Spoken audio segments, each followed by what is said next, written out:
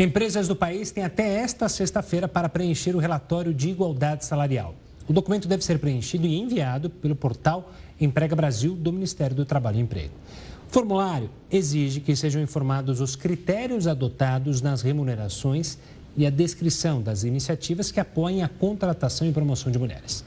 Caso a empresa não cumpra com a publicação do relatório, será aplicada uma multa, cujo valor corresponderá a até 3% da folha de salários.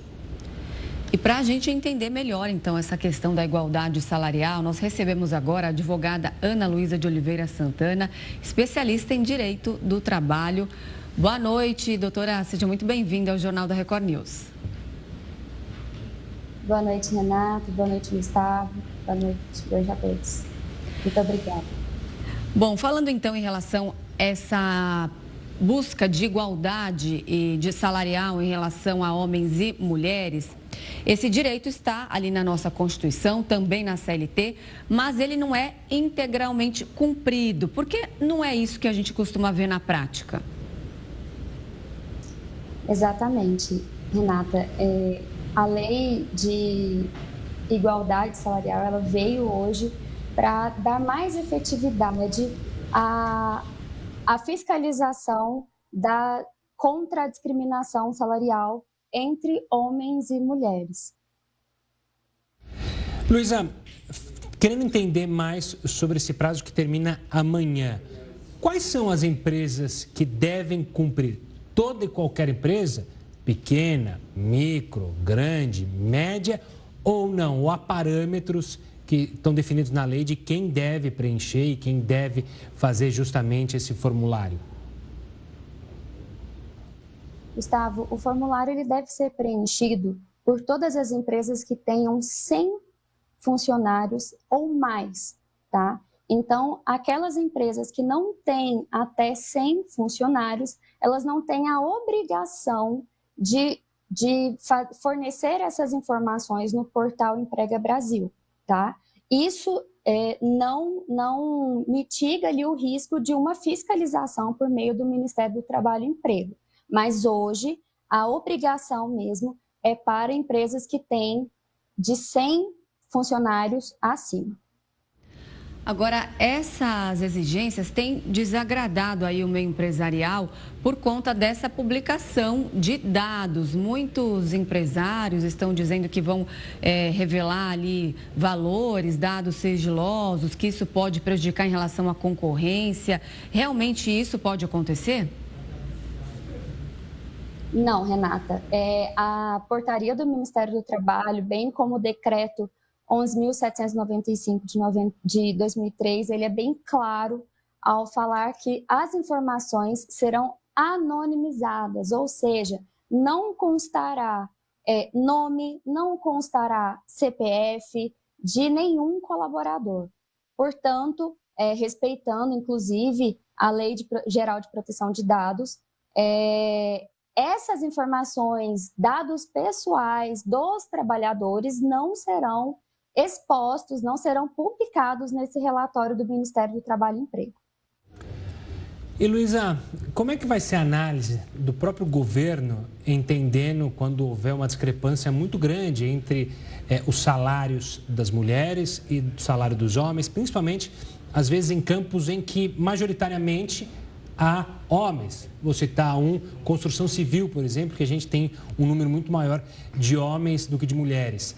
Haverá diferenças no trato, ou seja, em certas áreas há uma exigência menor para fazer essa formulação, para entender ou não? Vale para todo mundo o que está na lei? Não há, Gustavo. Não há essa diferenciação, pelo menos por enquanto, tá? Não há uma regulamentação especificamente com relação a essas áreas que são majoritariamente compostas por homens. O que a lei traz é que, havendo essa discrepância de números, havendo essa divergência de números entre empregados homens e empregadas mulheres, sendo constatada essa irregularidade, a empresa terá 90 dias para colocar em prática, implementar um plano de ação de mitigação dessa discriminação, dessa divergência entre número de homens e mulheres. Esse plano de ação, ele deve necessariamente passar pelo Ministério do Trabalho e Emprego, bem como ter o acompanhamento de um dirigente sindical, tá bom? Agora, se esse plano de ação não for aí devidamente elaborado ou entregado no prazo, existe uma multa? Qual seria o valor? Renata, a multa que hoje está estipulada na lei, ela é pela não apresentação das informações no portal Emprega Brasil. Ocorre que o Ministério do Trabalho e Emprego, ele está autorizado, ele tem competência para fiscalizar e para imputar multas administrativas a essas empresas onde forem verificadas essa discriminação, né? Hoje nós temos, além da multa pela não apresentação das informações no portal, nós temos a aplicação da multa estipulada pelo parágrafo 7º da lei do artigo 461 da CLT, que fala que, havendo uma discriminação entre o salário de um homem e de uma mulher, será devido a uma multa no salário maior, tá? Tendo como referência o salário maior, em até 10 vezes, podendo ser, em caso de reincidência, chegar até o dobro, tá? Então, por exemplo, se o Ministério do Trabalho e Emprego constata uma mulher que recebe um salário de R$4.000 e um homem que recebe um salário de R$5.000, será devida uma multa no valor de 10 vezes R$5.000, tá bom?